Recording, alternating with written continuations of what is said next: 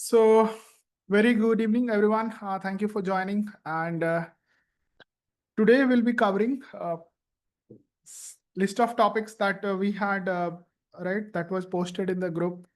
And main three topics were HashMap, how HashMap works. We'll get to see the internal working of the HashMap.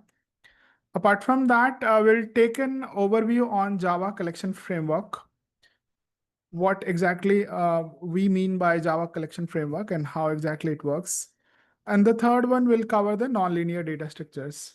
Throughout the class, if you have any questions, you may type in just to prevent the interruption. Or raise your hands if you feel that your questions are not answered. We'll unmute you and then you can answer. Okay, so let's get started. So first of all, what exactly, right, hash map means?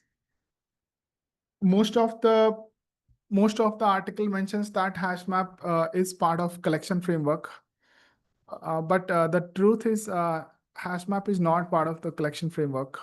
We'll get to see why. Okay. One more thing. If you remain throughout the session, you may get a chance to have a one-on-one call with me where you can ask your questions related to your personal career or where you are stuck, that I'll be able to help. But not everybody will get a chance, so stay tuned. Thank you. So what exactly hash map means, right? So when exactly we need hash map, what exactly hash map means? It means that whenever you want to have key value store, you would need to use hash map in Java. What do we mean by key? So whenever we say key, that has to be unique. Keys are always unique. Okay. And almost unique. I would not say always unique. There could be a time when your key, right, you get the same key. And we'll also talk about how to get the key, how the keys are constructed while storing the data within the hash map or while retrieving the data also from the hash map. And the value could be anything. And technically, the nature of Java language is you can have anything as a key. Anything as in, it has to be an object or reference other way, right? For example, you cannot have a key of primitive data type. So for example, let's say hash map of, the way we represent is key comma value. Okay. In this key, you cannot have something like int and let's say value as a string. You can't have this thing in Java. Okay. So now the unique feature of using hash map is it provides the constant time complexity for basic operations. So let's talk about what are the operations we have in hash map. One is set, another is get. Set will need key and value both. You need to provide key and value both. And then get will, you just need key. There are other ways to iterate over the list of elements present in the hash map. But prime operations are same. You are going to set the values to the hash map and you can retrieve the values from the hash map, given you have some key. Now, everybody should be familiar with interface in Java because whenever we talk about hash map, we are already into Java and we should be, right, at least have understanding of what exactly interface is. Anyone in this session who does not understand what interface is, you can raise your hands.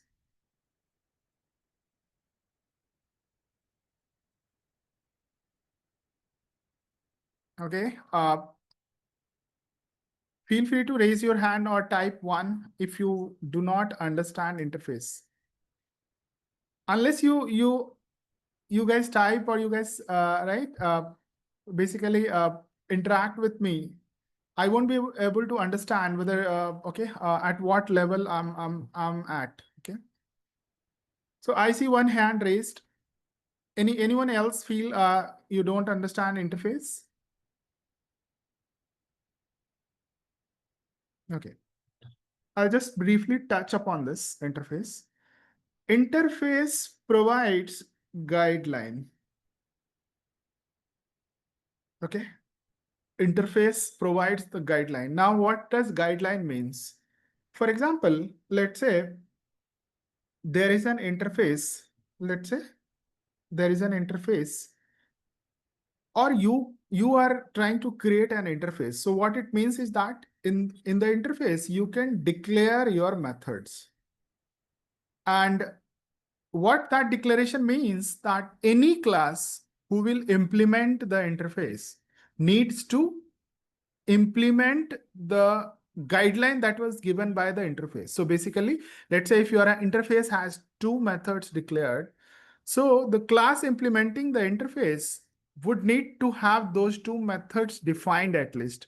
Whenever I say declare versus define, the difference is declaration, you just have your syntax. Okay, so declaration, for example, let's say int, I am saying add, and let's say I'm having two, right, parameters, and you will give the variable name a1 and a2. Okay, so this is, and after that I'm giving a semicolon.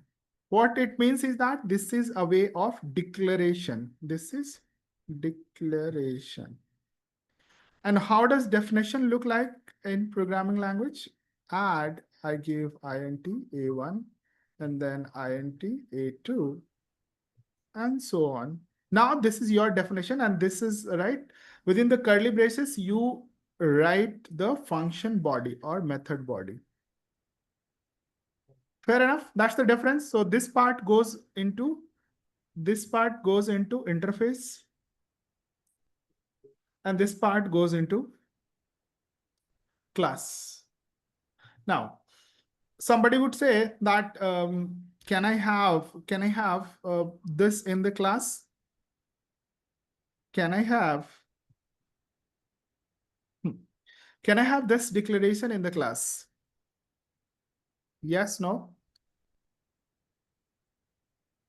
Can I have this as a declaration in the class? Can I declare any class or add this line in any of the class? Yes, no? No, no, sir. No. Thank you for answering. So yeah, we cannot have this declaration, this type of declaration within a class. We can only have the definition of the method within the class. So whenever I say that it implements the map interface, what it means is that HashMap provides the concrete implementation of all the functions that were declared in the map interface.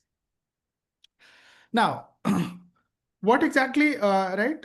So how exactly the internal working is, we'll talk about it. One more thing, one key thing that we need to understand or buy from this is it provides one null key in their storage. What it means is that, let's say, okay, let me add a page. What it means is that it will provide one null value within that. So let's say what I'm going to do is, I'll just pull out a structure. I have, let's say, some ID. I'm going to store the employee information. Within this, let's say, within this hash map. So first thing is, let's say, if at all you decide, let's say you find that, okay, you have to store the data, employee data or any data within hash map. Two things that you need to come up with. What is going to be your key? and what value that you are going to have. So these two things you should identify. And let's say I have identified that I'm going to store it with a unique ID. So every employee has a unique ID. Unique ID. And let's say after that we have name, we have the, let's say, department, we have their salary, we have their, let's say date of joining, date of birth, and so on. Let's say we have there these information. Now, why did I choose ID as a key? Because we should have, or we should choose an attribute which is mostly or almost unique. I cannot choose name, right? Name as a key in order to store in the hash map. The reason is, imagine there are two names in your organization named, let's say, Jayesh, right? I'm just taking an example. One is Jayesh Patil and another is Jayesh Cook, Jayesh Singh, let's say. So if they have, so if even if we see this, right, these two names are different. But imagine I have another person called exactly Jayesh Patil. And these two are two different persons. Different. Will I be able to store the information if I use name as a key? No. Answer is no. I cannot store, right, these two informations within the same within a hash map. The reason is that okay, so let's understand the internal working. So for any key that you choose, there is a hash code that gets computed of the key, hash code of the key. And from this hash code, right, a particular index array, everybody is familiar, right? So yeah, yes, just like in array, we have indices. Similarly, we will have a mapping of this hash code to a particular index. And this mapping happens via, you can say, hash function. Okay. Now, hash function maps, takes hash code as an input and results in an index. Once you get the index, then you will know exactly where your data is going to be stored. And let's say you have something like index, right? And based on the index, let's say 0, 1, 2, and so on, right? Let's say you got the hash code against storing this Jayesh Patil, or let's say Jayesh Patil's ID is 101, 102, and so on. Now, what we are ensuring with this is they will be unique, first of all, and hence the hash code of the distinct value will be unique. Okay. Can you please mute your video, participants? Thank you. I still see, just a second.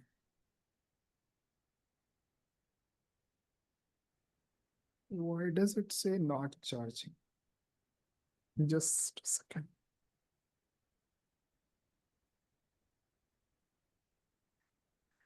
Can I disconnect this? Yes, no, yes. At least I can disconnect this. Yep, should be charging. Okay. So what I'm saying that each key will get mapped to a hash code, and then each hash code will get converted to an index using hash function. And against this index, your data will be stored. Okay, so let's say you have an object. So the reference to that or the address of that object, let's say 1000 is your object address. This is your address of this object. And within this object, you have the data stored. Okay, let's say something like int and a string and so on, right? You can have all those data stored within this. And let's say this belongs to Jayesh Patil. So what we will have is, against this index, we will have the reference of the object stored. And this is how HashMap works. Now, question comes, what is the original size of this table? Does this need to be resized? Let's say I need to have 10,000 entries within this map, within this hash map. So it will be the actual size of the table, and so on. We'll take a look at later on. I hope this is clear till now. Give me a thumbs up. Yes, sir. Give me a thumbs up. Okay. I still see very few. If you are not clear at any point, you can raise your hands. We'll be able to cater your questions. Now, I think I already covered this. I'll review it again. So two things, key and the hash generation, just like key dot hash code. And as I said, the key will be an instance of a class. Key will be, I'll write it down. Key will be instance of a class. Now, in this example, what should be my ID? Let's say ID, I'm trying to store 101. What should be the type of ID? Can anybody answer? ID. Yeah. String to data type. It's a purely an integer, so I can use string also, but ideally it should be integer. And when I say it is an integer, what it means is that integer is a wrapper class in Java. So key has to be an instance of class, and in this case, I have kept key as ID. So type of ID should be integer.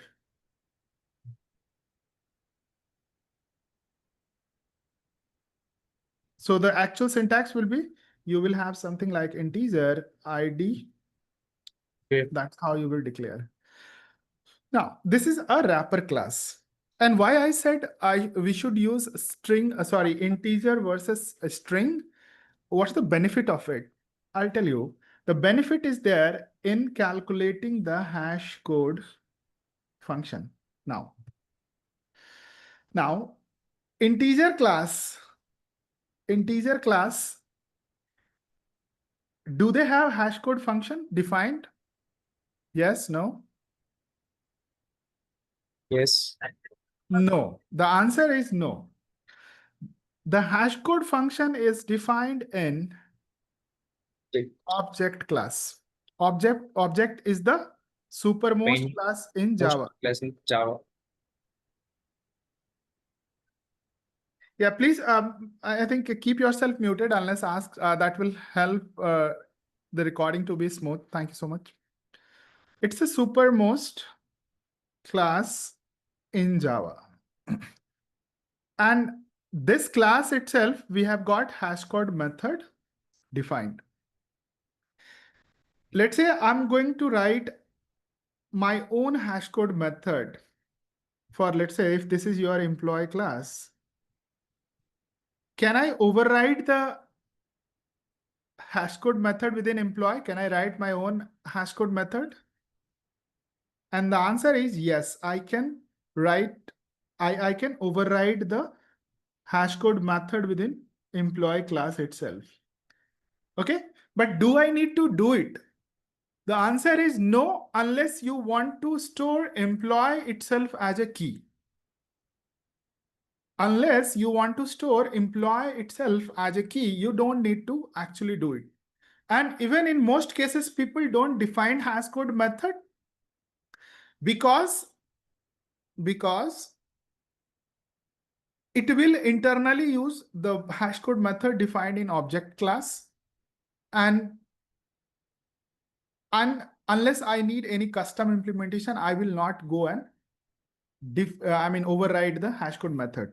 Now, I'm using different terms: override, define, declare. So you should be very, very cautious of what term that you are using in any of the any Java interviews or anywhere. Now, Let's come back. What we are saying is that key.hashcode gets called. This is very important. And hashcode method will get only called on the references or instances of the class. Now, we got the integer hash, and then okay, they are saying that they will apply the secondary hash function to improve the distribution. Okay, fair enough. And then we need the indexing. Where to store? So indexing will be done by the hash function. Okay. And generally, I mean, simple hash function you can say is that, let's say if you have an initial size of hash map as a 10, your hash, the hash function should look like just mod 10. For example, let's say from your hash key generation, right? Hash generation, you got some number, let's say 1066. What will be the index? It will be indexed as 6. I'm just taking up the simplest form of hash function. But in practicality, it's not the same, right? The modulus is not the right indexing method or the hash function that gets used. Fair enough. The next, we have got the bucket access where we are going to have the entry with the index and the data. Okay. Now, by default, whenever you don't declare any size, so by default, whenever we instantiate hash map, how do we instantiate? We instantiate it like hash map of, let's say, in our example, integer, comma, employee. Okay. Let's say I'm taking an instantiation like this, new. I can store it in map also. Yes, I can store this object within a map also. The reason is that you can always, the base class can always refer the child class. So if you see in this case, a map interface is the parent of hash map class. And hence what I can give is, let's say, map of your integer, comma, employee.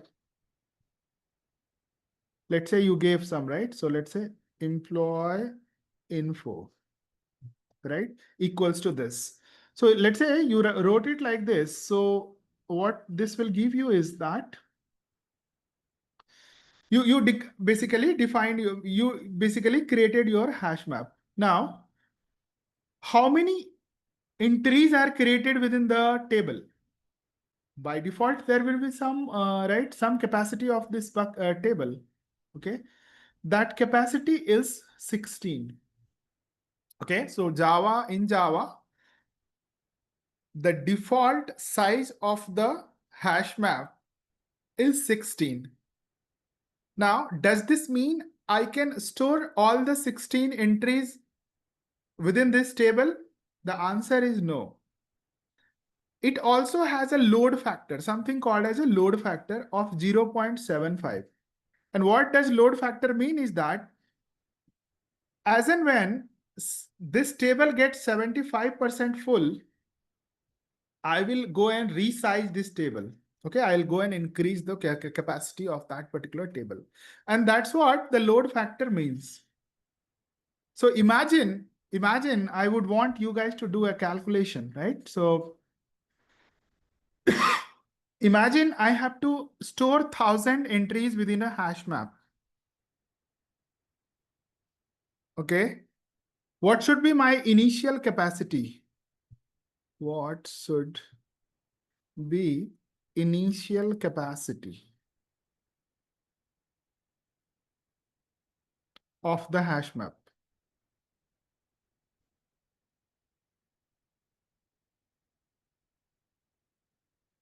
Can you guys answer?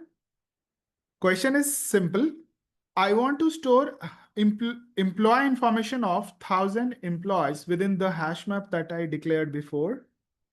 Within the hash map, I think it went into the different one. I'll just declare that. What should be my initial capacity? Map 750. Okay, so if you keep your initial capacity as 750, you will not be able to store the information, right? You will not be able to store 1000 employee information itself. So one, we should avoid having, right, the initial capacity lesser than what we need. For 16, load factor is 0.75. Yeah, so load factor remains constant always.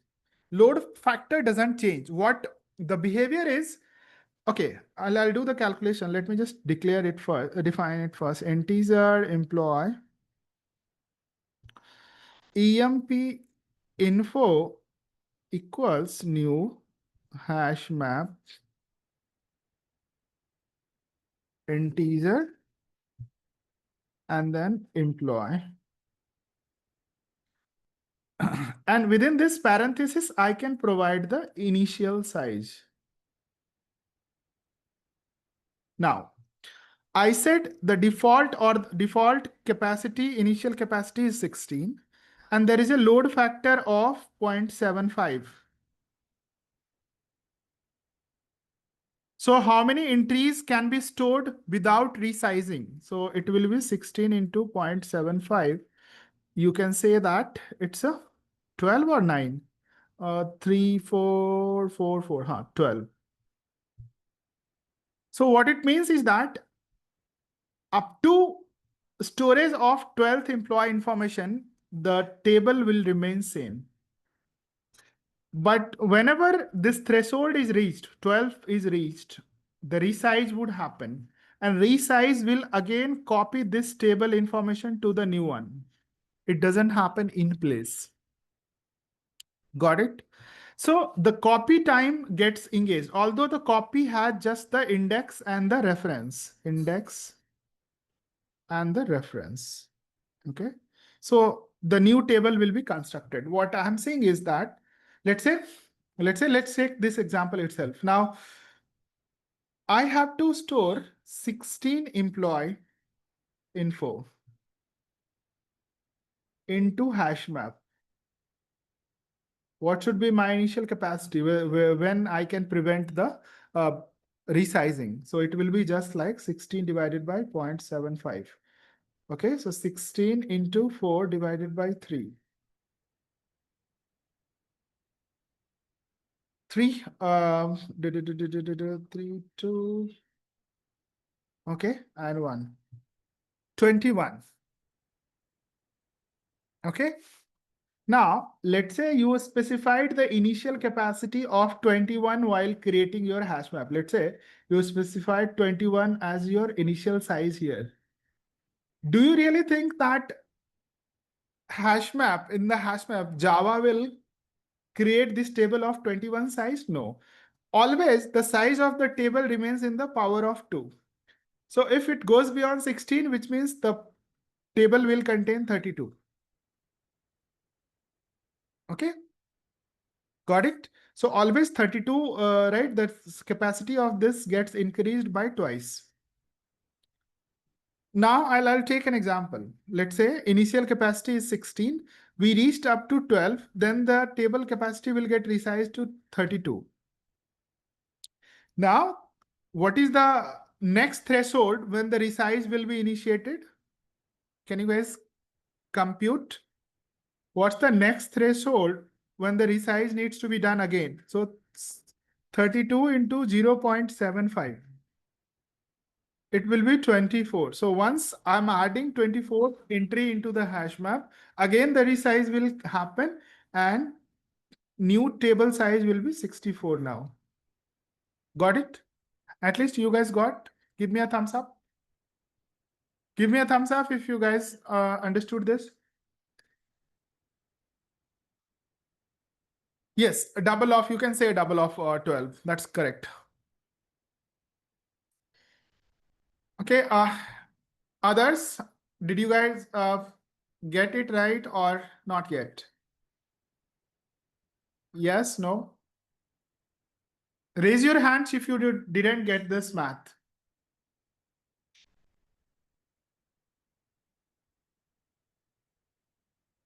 Come on, I need answers. You have to be very responsive. Otherwise, these online classes are anyways boring.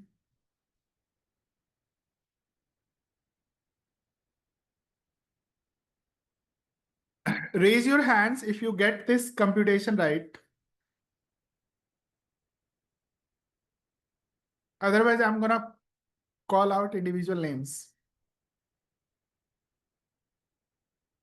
Come on, I need answers. Otherwise, this will be of no use. Okay, I am only getting one reply. Jace, okay. What about others? Sai, Ritvik, Revant. Okay, I got answers from them. What about you, Bhagya? Did you get this or?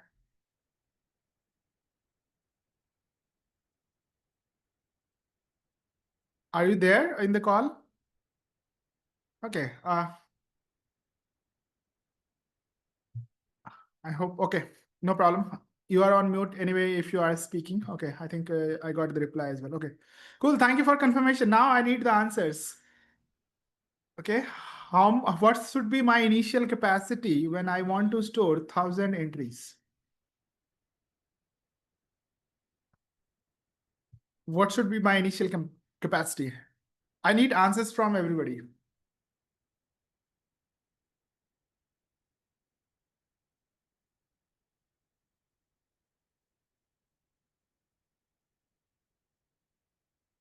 No. Answer is not 750.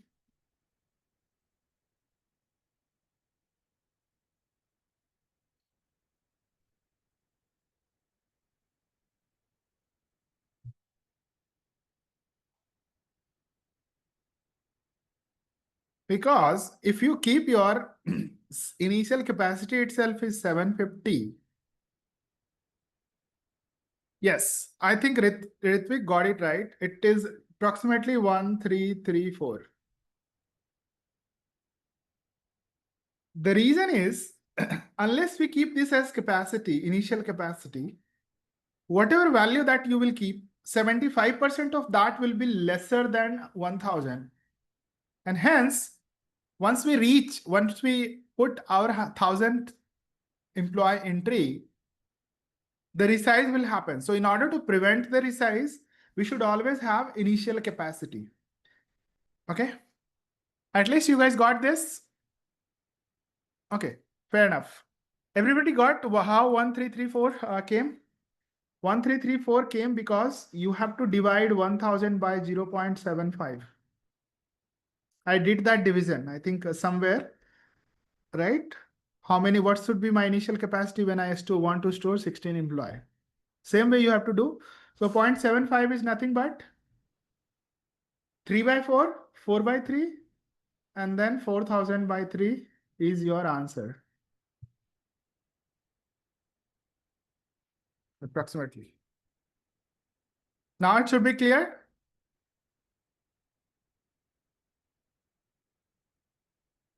Come on, I need thumbs up from everyone. Cool. Now let's move on. What's the real world analogy? How do you understand? How do you visualize the right hash map in the real world?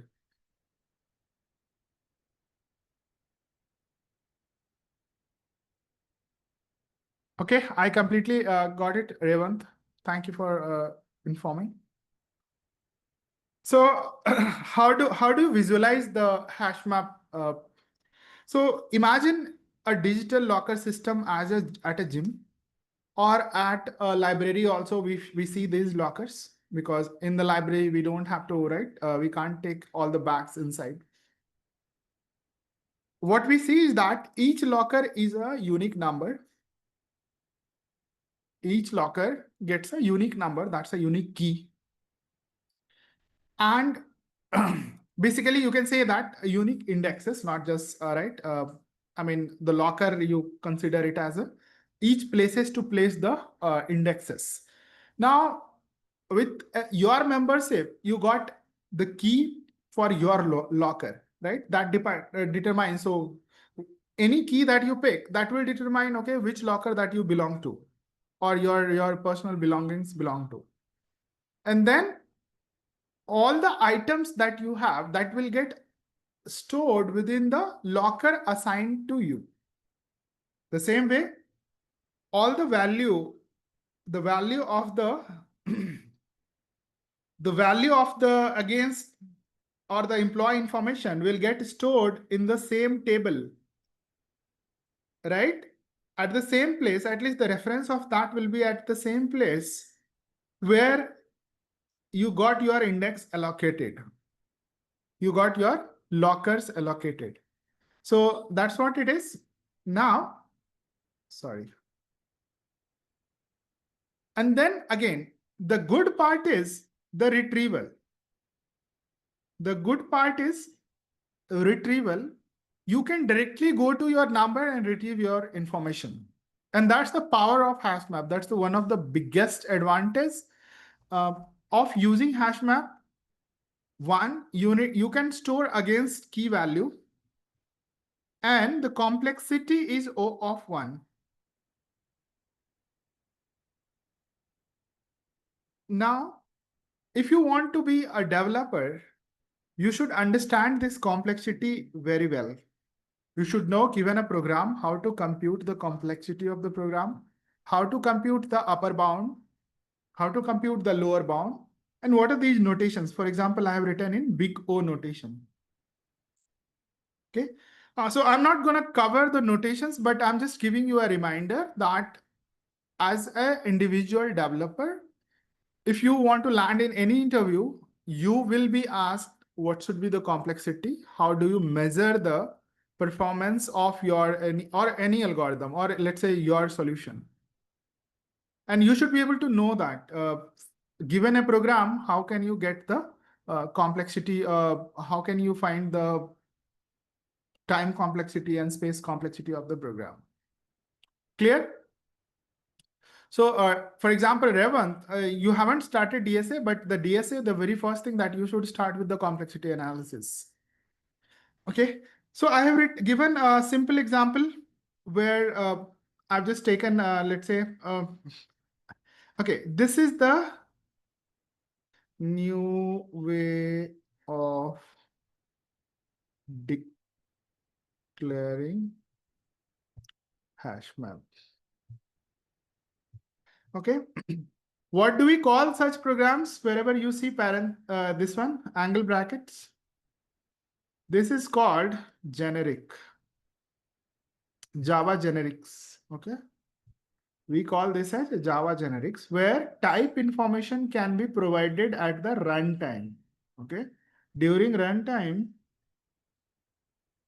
not runtime, you can say that type information is added while using the program. So for example, I'm the one who is trying to use the hash map class.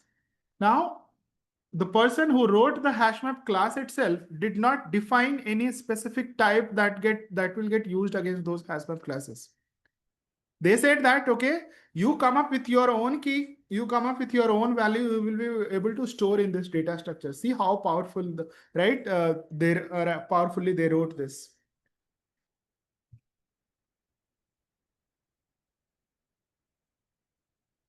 Yes, that's correct. We did not. So that's the new way, right? So in the newest version, you don't even need that. This will get inferred. The type and the inference will happen. But in an old way, you would have to define your type. So here, if you see, we haven't given the generic way of, right? We haven't used this angle brackets, but the example that I showed you, that's the crude way of doing it. That's the more programmer friendly way. So if you are a newbie, always use the older approach. That way you will be aware that what's going to be the type of the key and what's going to be my type of the value. So you will be aware accordingly. Same what I did, I'm gonna, okay, pardon about my wordings. I think I had mentioned that you have two things, that set and get. Okay. In Java, we get the methods as put and we don't use set, we use something like put. Fair enough. So that's the actual method. So we are having put, okay, We should be having somewhere get. And these are the other methods. For example, when I want to remove the entry altogether. Okay. So in this example, what's happening?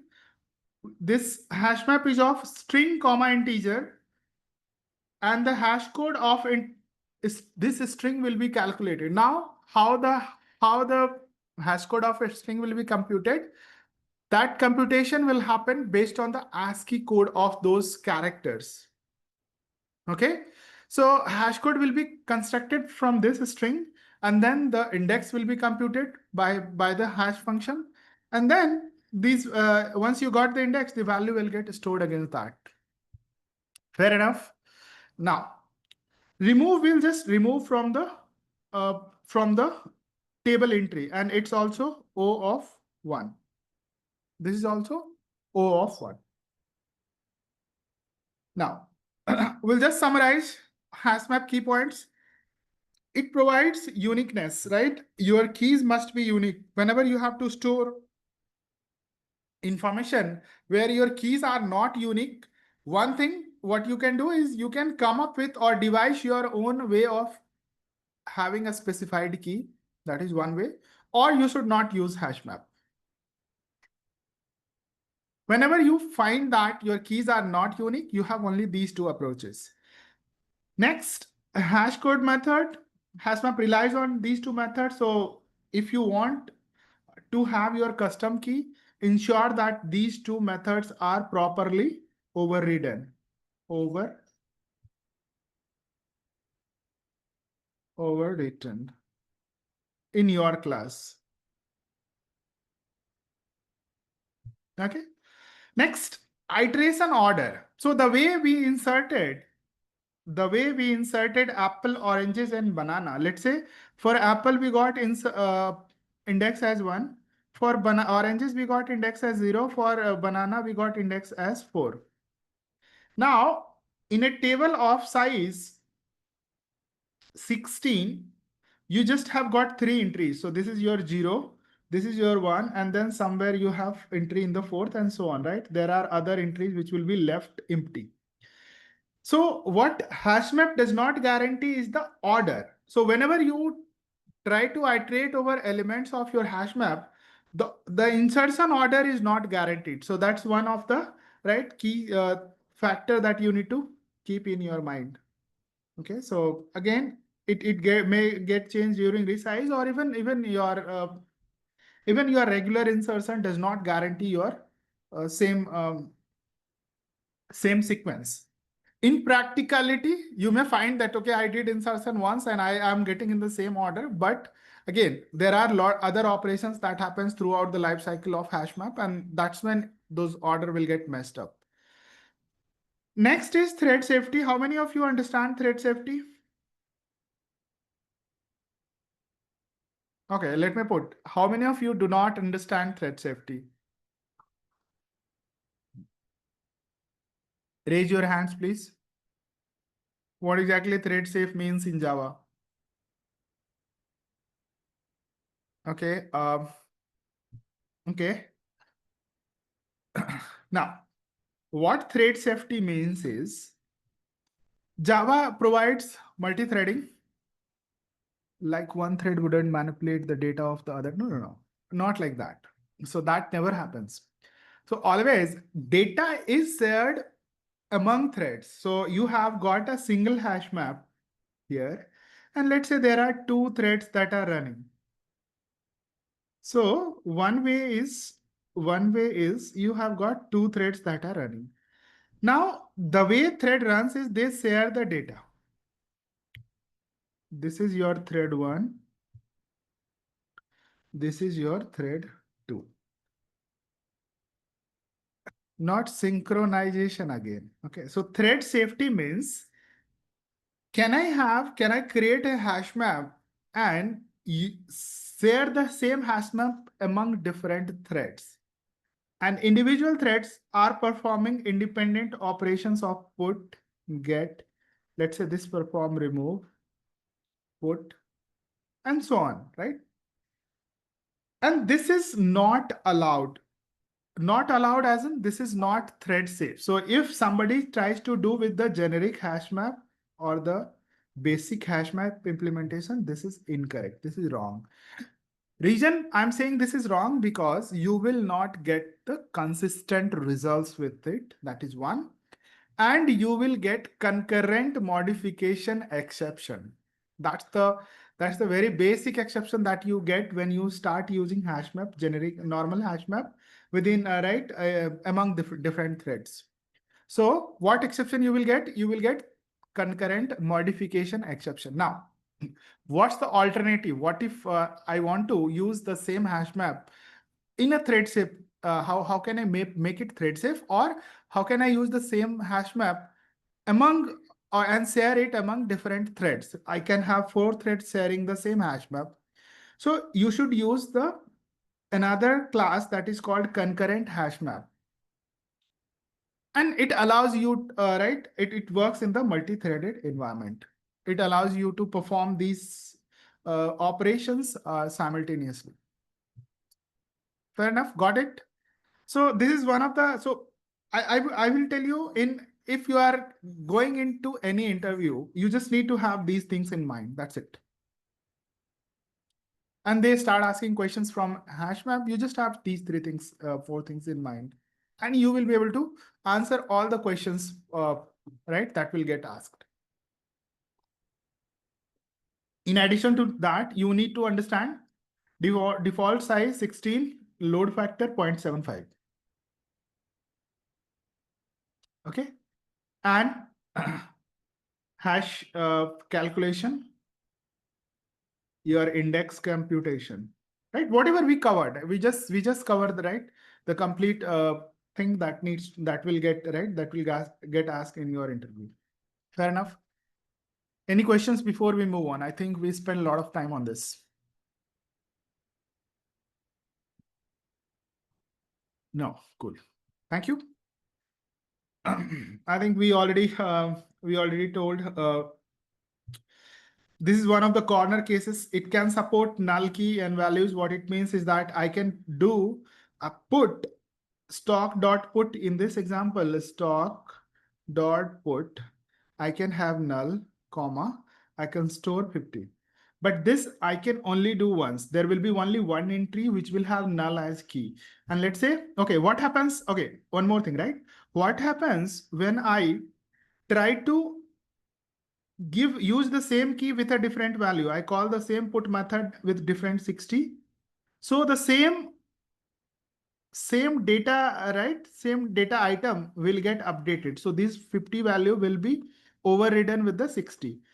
And what it means is that here, if you do stock.get on apples after this line, what's the value that you will get? Answer, please. What's the value that I will get after this line? If I do stock.get, will I be getting 60 or 50? 60, yes. So the answer will be 60. Okay, because I have updated the value. And if before this line I call the same method, I will get answer as 50. Okay, so be mindful of what is being done. Now, no restriction on stored object type and easy to use API intuitive methods and so on. And yeah, the capacity adjustment happens dynamically. So for example, let's say you do not specify the initial capacity. What will happen? You don't need to, in fact, what will happen every time that load factor threshold is reached, the resize operation will be performed internally. So now if you are dealing with, let's say, a hash map having million objects, imagine the resize time that it will take. Your put and get will get slow. Okay, that will become slow. Now, what are the common pitfalls? Let's say if you are going to write your own hash function, can I write my own hash function, or can I create my own hash map class in Java? Yes, answer is yes. We just have to implement the map function, map interface. And I can do that. I have to write my own hash function. I have to write all that, right? So how I'll do resize, how I'll do storage, and so on. I can do that. Java is that extensible language. Okay. Same thing, concurrent modification exception, I already told you, and unpredictable order. Okay, so we should not be relying upon the order in which we are storing the element for hash map. Okay. I think we already covered. Next, we'll move on to collection framework. So what exactly is the collection framework? Okay, it provides a common interface for similar data structures. Okay, so one thing is this collection framework is a unified architecture to represent and manipulate data collections you can have. Now, every specific use case needs a separate or dedicated data structure. And that's what has been defined throughout the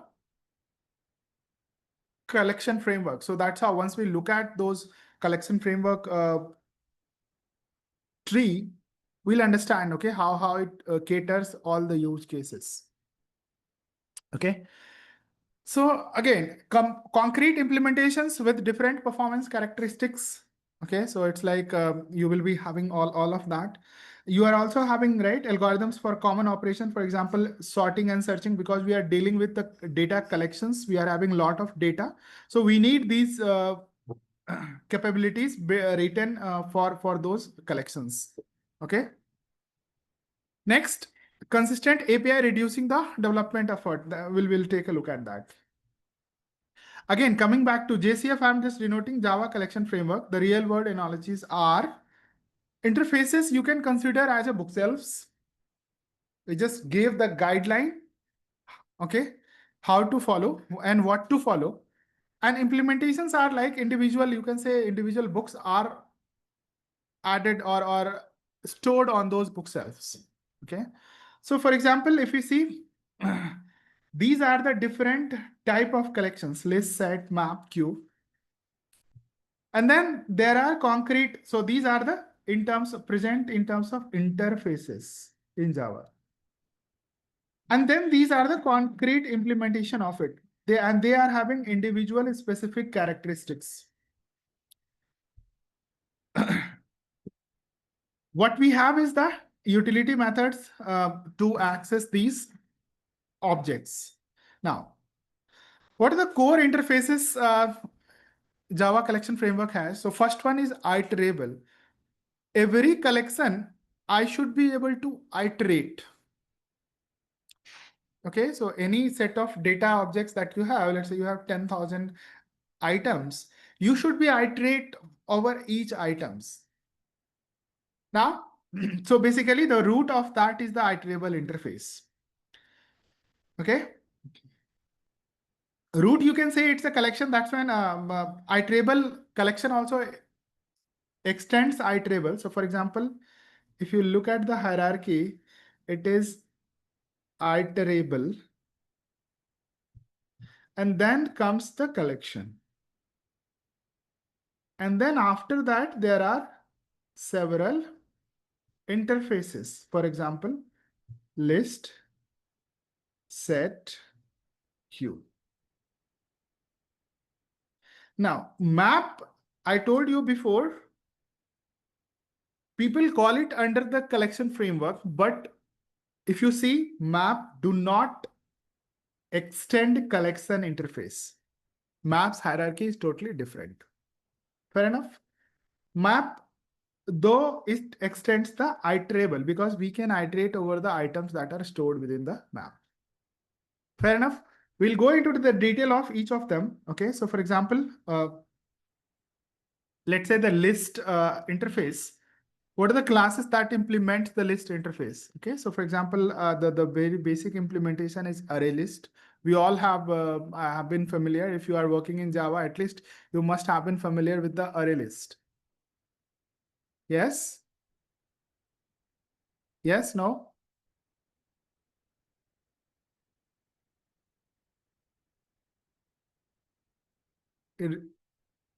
Type yes if you are familiar with array list. Okay, one reply I got. I haven't got reply from others. Okay. So so what it gives you is that you have got, all of you understand array. Okay. Let's say 1, 2, 3, 4, 5, 6, 7. Now array, what it doesn't, what is the kind of drawback of array? We had to provide the size at the time of declaration. That's one. Okay. So the size was fixed. Okay, that was the key, I would say, okay, drawback. And let's say whenever I have to resize, perform the resize operation on the array, we have to copy these elements. Array list just overcomes this particular limitation of array. It provides you the resizable array capability. Now, what does this mean? Okay, array list, how do we store first? Array list, we store data into objects. Okay, so each item, you can have it each item and you can keep calling add method to it. Okay, and that item will get added. Now, what it says is that heterogeneous data. No, array list cannot have the heterogeneous data. Array list, while declaring, you have to provide what type of data item that you want to store within that array list. You cannot have fruits and vegetables stored being the same array list unless you have a wrapper written around it. Okay. For example, I'll give you an example. Array list. Let's say names. You are going to store names equals to new array list of string. Sorry, I forgot type. Crude way, we have to use it. Now what I said, I'm going to store only the items of string type within this array list. Okay, fair enough. Now, the good part is I can do iterations and random access on this array list. And when I should not be using array list, whenever you have a use case of frequent insertions and deletions. Because it's in the form of array and you are creating a list. Now imagine I have to delete an element from the between. So all of others will get adjusted because array list you also get the indices, right? You also access it via indexes. Okay. Now another implementation is linked list. And internal structure, if you see, it's going to be a doubly linked list. And you can use it for frequent insertions and deletions because it is in the form of linked list. So you can, and that's the power of linked list. You can do insertion deletion, all right, without reorganizing your data. You just need to update the links. Okay, same, there is another implementation of list that is called vector, and it's a form of a synchronized array. Okay, now one thing, right, in the linked list, what we should avoid for is, you should avoid for random access by index, because linked list is not in the form of array. You got it, right? So linked list, the internal data structure, the way it works is you have a node, sorry. And since it's a doubly linked list, you will have, okay, this one, let's say you will have null. You will have next node, and then you will have next node will point to this, and this will have previous node. This will point to this guy, and so on, right? So that's how the doubly linked list works. Okay. So this will point to this, it points to this, and this is your data, and so on. So any inserts, and let's say I have to insert, I'm going to just create a new node. I'm going to put the data, and from the last one, I will just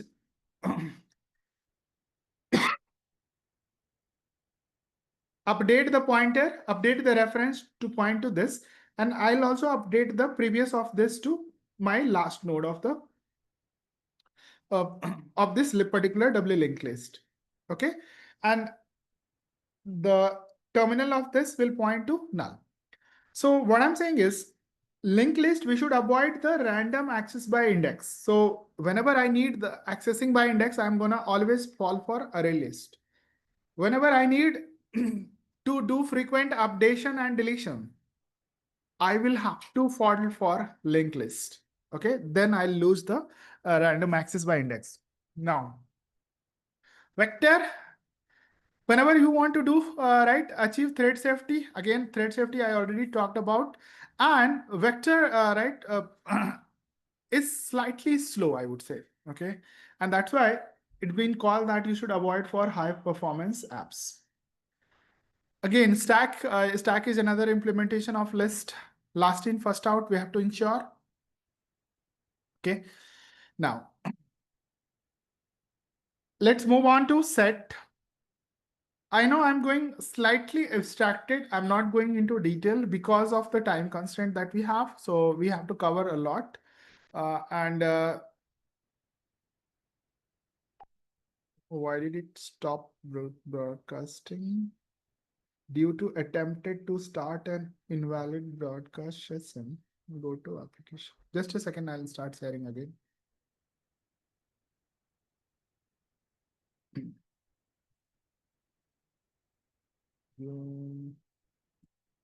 Okay, screen sharing was ended. I can share my okay.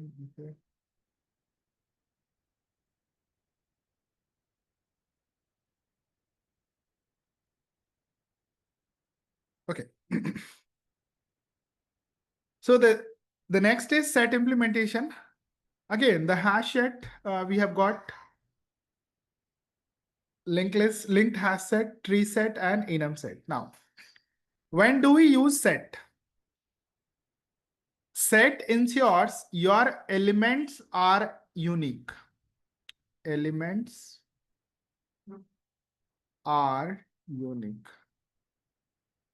So even in your maths, you would have studied set, right? So set ensures that any element that you put, that has to be very, very unique. Okay. And that's what, and these are the basically several implementation of hash set. For example, fast unordered allows null. Same insertion ordered hash set. Tree set is for it will give you it stores the data in a sorted manner. Imagine you have to store say, let's say integers or some numbers, and you have to store them in a sorted manner. You don't want to perform sort, or let's say you have to get the maximum out of, or let's say third maximum out of the elements that you are storing within an array list. How will you get that? So in that, I will not use array list. Otherwise, I have to perform sort. On the collections, I have to perform sort.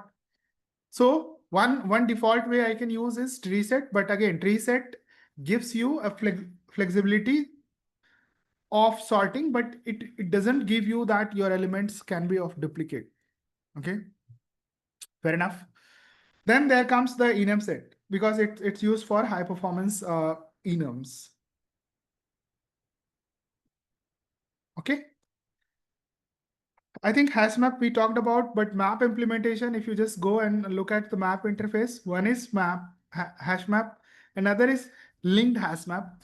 Linked hash map is we are just trying to ensure the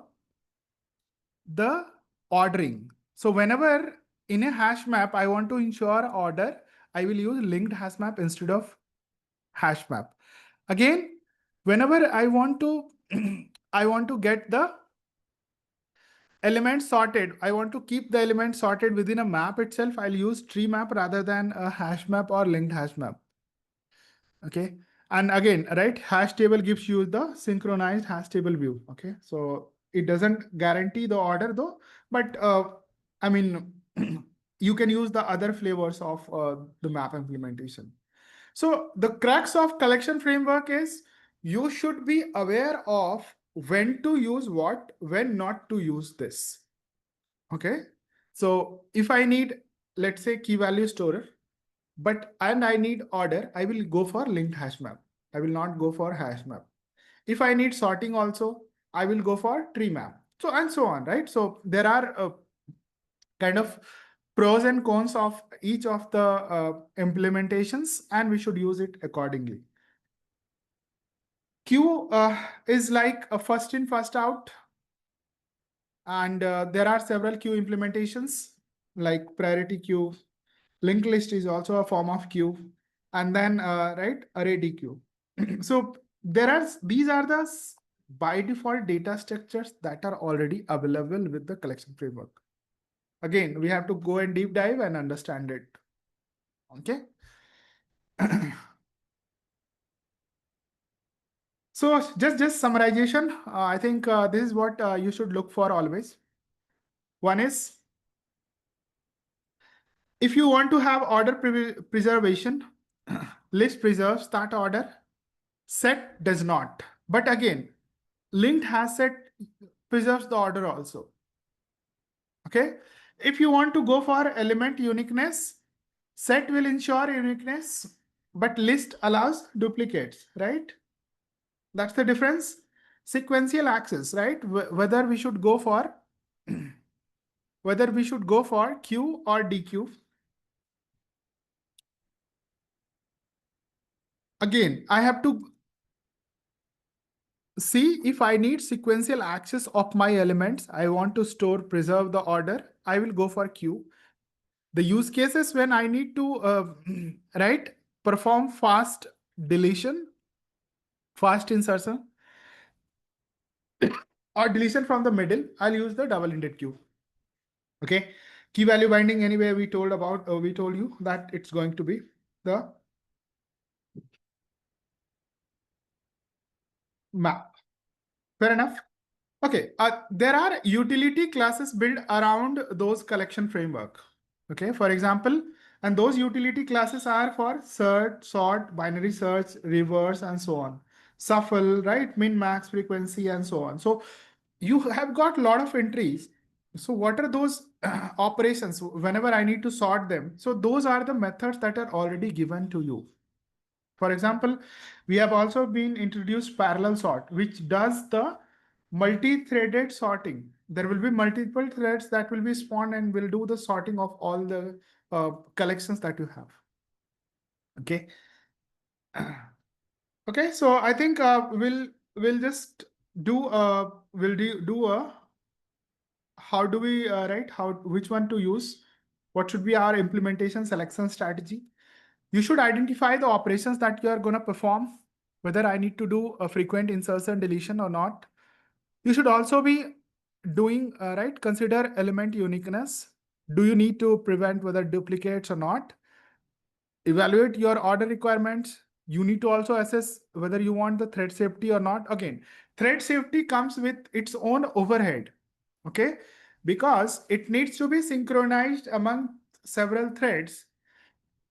The time it takes to insert and, let's say, delete, that varies from the generic hash map or generic, let's say, I'm just giving you a comparison of concurrent hash map versus the generic hash map. So there are, right, every feature comes with a certain set of overhead. So you need to, unless you have a thread safety feature, you will not go and by default use the concurrent version of it. Okay. So again, you should always be considering the performance profile for this. Okay. I think I have talked too much. You guys have any questions? I might not be able to cover the nonlinear because I thought of covering it again. But yeah, given the time that we have, I may not be able to cover that within this session. But yeah, any questions you guys still have? I see a couple of folks left.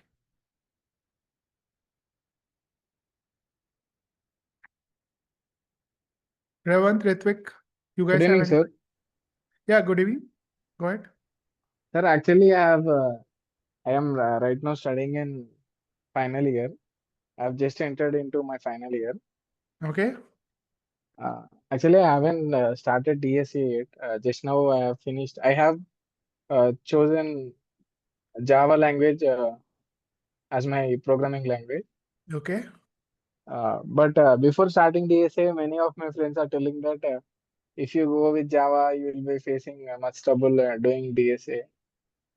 If you want to do DSA, go with Python. They are suggesting for me. Okay. So They I'll are tell you. making actually they are making fun of me. No, no. Okay, I'll tell you. So for interviews, the goal is to solve the problem. The DSA, whenever we talk about, in interview, you will be given a real world problem. Okay. And then they will assess you how you are able to map it, how you are able to solve it. So which data structure that you choose, and they will judge you accordingly. They won't judge you based on the language that you chose. Again, Java for interview, I would not recommend for data structures. I'm saying, okay. The reason I'm saying is you need to have the complete object oriented, right? Or object, oops, understanding you need to have. Unless you have oops understanding, you will make one or more programming language oriented mistake. Okay. So in order to remove that variance, from your this thing, maybe you can choose C++ as one of the simpler languages. Python is simplest, but it hides a lot of details. So you might not learn a lot of things as a programmer, but you will be able to solve the problem. So there are two aspects of it, right? So one is you are able to solve the problem and you are able to learn how or learn how the internal working of a particular thing is. For example, I'll tell you. For example, let's say I'm given a problem where I have to use the heap data structure. Okay. Let's say I have to use the heap as a data structure. Now, if I go and implement that, I mean, in Java, heap itself is available, right? I can use it by default. But then the question will come as, what's the internal working of heap data structure itself? Instead, if I use C++, I will be able to create the tree form of it. Will be able to create node, will be able to construct the tree, and will be able to see how the storage is. We just have to ensure the heap properties are maintained. What's the heap property? If we talk about max heap, always the root node will have the, so always, right, the node, any node will be in the max heap, any node will be lesser than its root. That's it. That's the property. In min heap, any node will be, right, your minimum element will be on the top at the root, which means any node will be greater than its root, its parent. That's it. Okay. So what I'm saying is heap has just these two properties. Now, in order to express this property, you can choose to use Python or C++. And I would recommend using these low-level languages in your interview. That will help you understand things better. Okay. If you start using heap out of the box that comes by default, you can start using it. I think Ritvik, Thank you, sir. yes, the class, I think we had planned to cover up to 7:30, and I think I see the right number of people, right, they are dropping. And if I start the nonlinear data structure, I can go ahead. The only thing is that it needs another hour or so to cover. I had planned that, but yeah, maybe sometime later we'll cover. You are given a link. I think I keep conducting such sessions.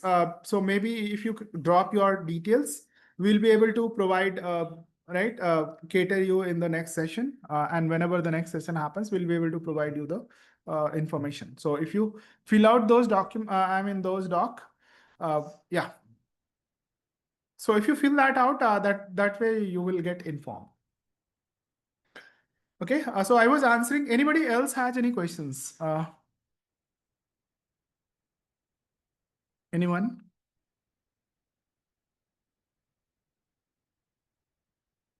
Any questions you can have not related to this class, you can have your personal questions. I'll be happy to answer.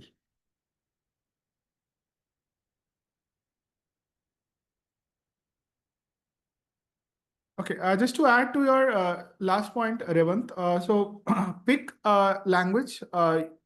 You can also pick Java, but I'm telling you that Java, you need a lot of understanding. For example, you should be able to use the right interface, you should be able to use right reference and so on. So unless you are very well versed with it, there is no harm in using Java as a programming language in DSA. Okay, you can use that. But yes, yeah, but I think since you all are here, I'll just give you a note. Definitely, you should cover non-linear data structures as part of your interview prep. Okay, and which has a lot of information, and I think binary tree, binary search tree, able tree, and so on, right? What are the traversal techniques? How do we right implement them? So, for example, if you see, all these implementations are given in Java. The same goes, right? Even if you try to write the same thing in let's say C++ or Python, you can just write this just the language change that you will see in that. Okay, there is no logic that will change. It's like it's using a recursive way, right? This is the core logic of in-order traversal. So irrespective of the language you choose, you can do the same. Okay. So what I was saying was, so in your, if you are kind of aspiring for a very good product company, definitely work on the nonlinear data structures and then be well versed with it. Not just how it works. You should also be understanding the practical use cases of it. When to use basically try data structure, when to use binary search tree, when I can use AVL tree. So what are the applications of it? When to use red black tree, how exactly red black tree works, and so on. So be very prepared with your data structures and algorithms, and that will help you crack your interviews. And I would recommend, I will give you a few tips. So I would recommend practice a very new problem daily. Pick a problem, solve it, put that in your GitHub. That's it. Create a GitHub project where you will add all your DSA and keep adding whenever you are trying to learn any new thing, whatever it is. You can have a set of points. You just document that in a doc and then keep pushing it in your GitHub. And that will give you, build you authority, okay, that you can present to any of the company, any of the right interviewers. Fair enough?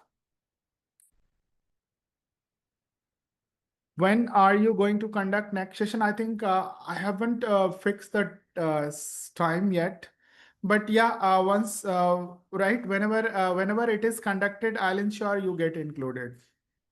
Okay, so fill out the docs for that. Okay, so I'll also share this link in the group so that I see that not everybody is willing to spend their time. I know it's very important, but yeah. Recording, I think I'll see if that can be made available. Mostly, I'll check with my team if that can be made available to you guys. Okay. Any more questions anybody has? You can have any questions that you can write that you want to ask.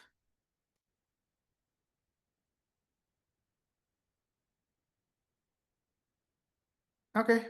Thank you so much. We'll just wrap up the call. Thanks for joining.